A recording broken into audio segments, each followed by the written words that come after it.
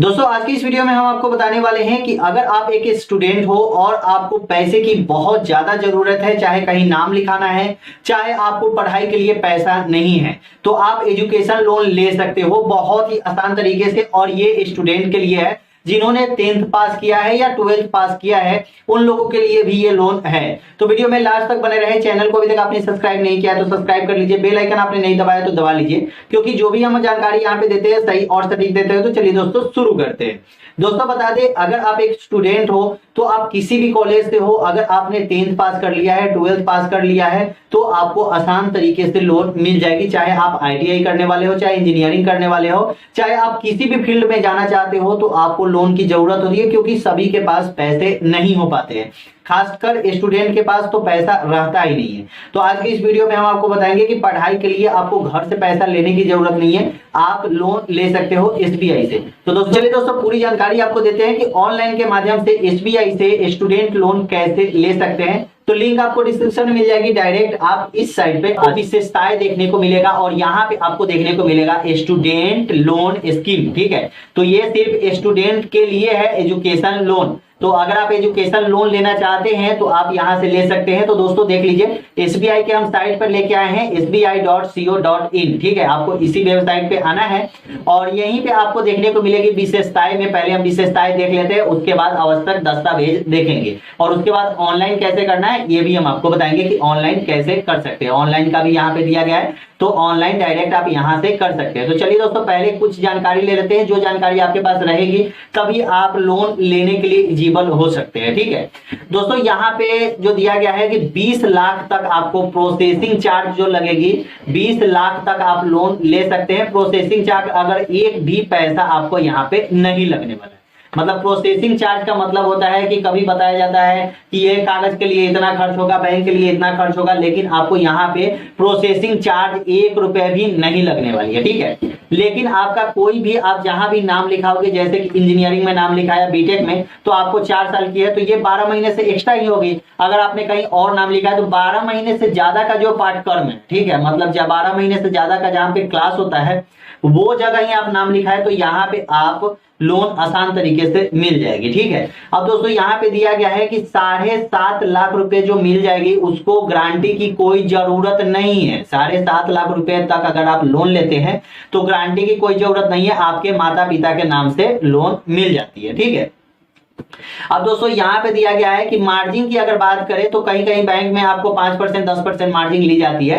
तो जो दोस्तों मार्जिन वहां पे लिया जाता है, जैसे कि अगर भारत में ही आप अध्ययन कर रहे हैं तो 5%, अगर दूसरे जगह आपको अध्ययन कर रहे हैं तो 15%, मतलब दूसरे कंट्री में अगर आप जाके पढ़ रहे हैं और इंडिया से अगर आप लोन लेंगे तो आपको 15% लग जाएगा। अगर 4 लाख रुपए अगर लेंगे तो आपको 1 रुपया भी मार्जिन नहीं लगने वाली है। ठीक है, मतलब 1 पैसा भी नहीं।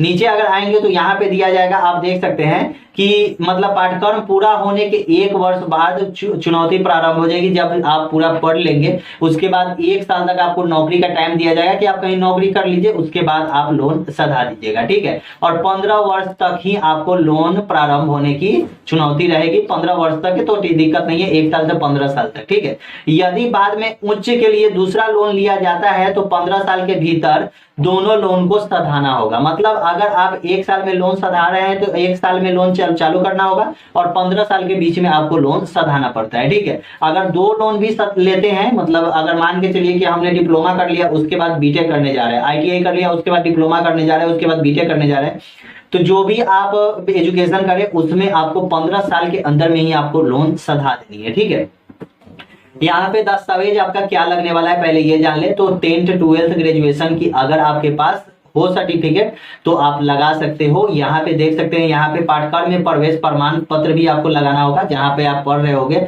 उसका एक आई कार्ड मिलता है, तो वो भी आई कार्ड यहाँ पे लगा सकते हैं। यहाँ पे दिया गया है कि खर्च की तारीख, मतलब पाठ्यक्रम मतलब जिस कॉलेज में आप पढ़ रहे हो उसमें खर्च किस तारीख को कितना पैसा देना है। ठीक है, जैसे बोनाफाइड सर्टिफिकेट बनता है, किसी भी कॉलेज में आप जाओगे बोनाफाइड सर्टिफिकेट बनवा सकते हो, वहां पे पूछ सकते हो कि कितने तारीख को, मतलब फर्स्ट सेमेस्टर में कितना लगने वाला है, सेकंड सेमेस्टर में कितना लगने वाला है। ठीक है, है। जैसे ग्रेजुएशन करनी है तो ग्रेजुएशन में फर्स्ट ईयर में कितना लगने वाला है, सेकंड ईयर में कितना लगने वाला है, कितने लोग मतलब ये नर्सिंग करते हैं तो वो भी बता सकते हैं, ठीक है। यहाँ पे दिया गया है कि छात्रवृत्ति जो है वो प्रति प्रमाण पत्र और मुफ्त जहाज आदि ये सब दिया गया है। गैप प्रमाण पत्र आपके पास होना चाहिए, वो बोनाफाइड सर्टिफिकेट होती है, और आपको इसमें एक लगाना होगा अपना छात्र स्व घोषणा पत्र एक दे देंगे, ठीक है, यहाँ पे देना होगा, ये सब डॉक्यूमेंट होना चाहिए। यहाँ पे छात्र का माता पिता सह उपकर्ता ग्रांटर, ठीक है, पासपोर्ट साइज फोटो, जैसे आपके माता पिता 7.5 लाख रुपया तक अगर आप लेंगे तो आपके पापा का ही या मम्मी का ग्रांटर आपको बनना होगा, लेकिन 7.5 लाख से अगर आप ज्यादा लेते हैं तो आपको कहीं अलग किसी को ग्रांटर बनाना होगा, तीसरा किसी को, ठीक है, मतलब कोई बाहर के लोगों को। यहाँ पे दिया गया है कि वेतन भोगियों के लिए, यहाँ पे वेतन भोगियों के लिए ITI रिटर्न फाइल 16 ये सब दिया गया है, तो ये वेतन भोगियों के लिए है। और अगर आप पढ़ के अगर आप मान के चलिए बिजनेस करते हैं तो बिजनेस प्रूफ भी यहाँ पे लगाना होगा। अब दोस्तों यहाँ पे सभी चीजें हो गई। अब इसके बाद हमें यहाँ पे लोन के लिए अप्लाई कैसे करनी है, तो हमें यहाँ पे अभी आवेदन पे क्लिक करना है, लिंक आपको डिस्क्रिप्शन में मिल जाएगी, डायरेक्ट आप इस साइट पे आ जाओगे। तो यहाँ पे आपको अभी आवेदन पे क्लिक करना है, ठीक है। तो आवेदन पे जैसे ही आप क्लिक करेंगे तो रीडायरेक्ट होके आप इस साइट पे आ जाओगे। विद्या लक्ष्मी साइट का नाम है, ठीक है, विद्या लक्ष्मी साइट का नाम है। यहाँ पे जब आओगे तो यहाँ से ही लोन के लिए अप्लाई किया जाता है, ठीक है। यहाँ पे देख लीजिए कि 3 इजी स्टेप में आप यहाँ से लोन ले सकते हैं। तो हमें यहाँ पे अप्लाई करना होगा, क्योंकि आप डायरेक्ट यहीं पे जब क्लिक करेंगे ना तो आप इस साइट पे विद्या लक्ष्मी साइट पे आप आ जाओगे, ठीक है। यहाँ लोन के लिए दिया गया है कि सर्च फॉर लोन या रजिस्टर लोन, तो हमने एजुकेशन लोन के लिए अप्लाई किया था, तो यहाँ पे एजुकेशन लोन के लिए यहाँ पे देख सकते हैं, ठीक है। तो यहाँ पे हमें रजिस्टर करना होगा। अगर ऑलरेडी आप रजिस्टर होंगे तो ठीक है, अगर रजिस्टर ऑलरेडी नहीं है तो आपको यहाँ पे रजिस्टर कर लीजिए, ठीक है। तो यहाँ पे हमें अपना टाइटल दे देना है, मिस्टर मिसेज जो भी है वो हमें डाल देना है। जैसे कि आपने पहले इंजीनियरिंग कर ली है, अब एमटेक करने वाले हैं, तो यहाँ पे जैसे कि इंजीनियर भी दिया गया है कि इंजीनियर ये कुमार, जो भी डॉक्टर जो है वो डॉक्टर अपना लगा सकते हैं, ठीक है। यहाँ पे ये सब चीजें आपको यहाँ पे अपना नाम डाल देना होगा, ठीक है, अपना नाम डाल देना होगा, मिडिल नेम और लास्ट नेम। जैसे कि नाम आपका मुकेश कुमार यादव है तो आप यहाँ में फर्स्ट में मुकेश, मिडिल में कुमार और लास्ट में यादव डाल सकते हैं। अगर डायरेक्ट आपका मुकेश कुमार ही सिर्फ नाम है तो आप यहाँ पे फर्स्ट में मुकेश और लास्ट में कुमार डाल सकते हैं। उसके बाद यहाँ पे आपको डालना होगा मोबाइल नंबर, उसके बाद ईमेल आईडी और उसके बाद पासवर्ड और कंफर्म पासवर्ड। पासवर्ड ऐसा दीजिए जो हमेशा याद रहे। उसके बाद जो कैप्चा है ये आपका, वो कैप्चा आप यहाँ पे भर देंगे, ठीक है, और यहाँ पे भर दीजिए कैप्चा और आई एग्री करके क्लिक कर दीजिए, ठीक है। अब दोस्तों यहाँ पे दिया गया है, देख सकते हैं कुछ जानकारी आपके लिए दिया गया है जो आपको यहाँ पे पढ़ना जरूरी है। जैसे कि यहाँ पे दिया गया है कि स्टूडेंट इंफॉर्मेशन, जो भी स्टूडेंट अगर एजुकेशनल लोन लेते हैं वो यहाँ पे रजिस्ट्रेशन कर लेंगे और करेक्ट रजिस्ट्रेशन होना चाहिए, पहले ही दे दिया गया है, करेक्ट रजिस्ट्रेशन होना चाहिए, ठीक है। यहाँ पे नेम और यहाँ पे दे सकते हैं कि मतलब विद्या लक्ष्मी में जो है, यहाँ पे विद्या लक्ष्मी जो मतलब जहाँ से आप लोन लेंगे, ठीक है, यही आपको डायरेक्ट बैंक में, जब यहाँ पे आप रजिस्टर करेंगे तो बैंक से डायरेक्ट आपको कॉल आ जाता है जो आपके नियर बाई बैंक है। उसके बाद जैसे ही आप आधार नंबर डालेंगे तो आपके नियर बाई जो भी बैंक है वो आपका वहां पे सिलेक्ट आ जाता है, ठीक है।